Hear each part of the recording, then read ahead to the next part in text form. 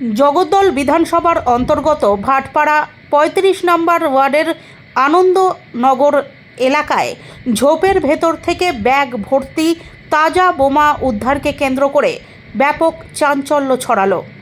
সোমবার সকাল 10টা নাগাদ স্থানীয় সূত্রে জানা গেছে, এলাকাবাসীর নজরে আসতেই পুলিশকে খবর দেওয়া হয়।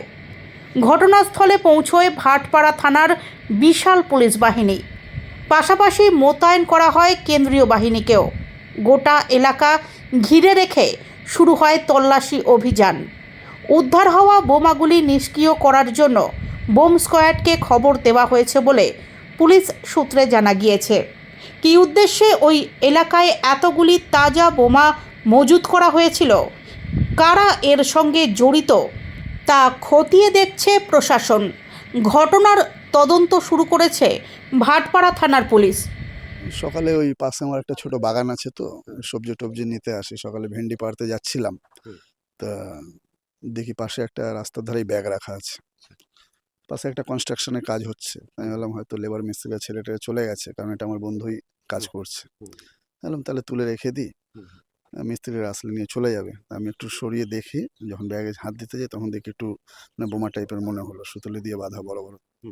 আমি দেখে তখন ছেড়ে দিলাম, ছেড়ে বাড়িতে চলে গেলাম। বাড়ি গিয়ে ওখানে ওই মোহিত রয়েছে আমার বন্ধু, ওদের খবর দিলাম, দিয়ে পুলিশকে খবর দিয়ে প্রশাসন এসছে, প্রশাসন নিজের কাজ করছে।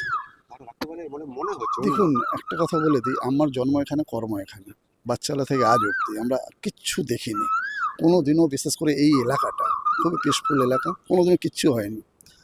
কিভাবে এগুলো হলো আমি তো বুঝে পাচ্ছি না, কোনোদিনও আমরা দেখিনি। আমরা তো থাকি এখানে। হ্যাঁ, আতঙ্কের ব্যাপার না, কারণ এই এলাকা কোনোদিনও এসব জিনিস দেখিনি। এগুলো ইনভেস্টিগেশন করে এদেরকে হার্ড অ্যাজ পসিবল অ্যাকশন নেওয়া উচিত, আর স্টার্ন অ্যাকশন, যত তাড়াতাড়ি সম্ভব অ্যাকশন নেওয়া উচিত। সঞ্জয় পণ্ডিত।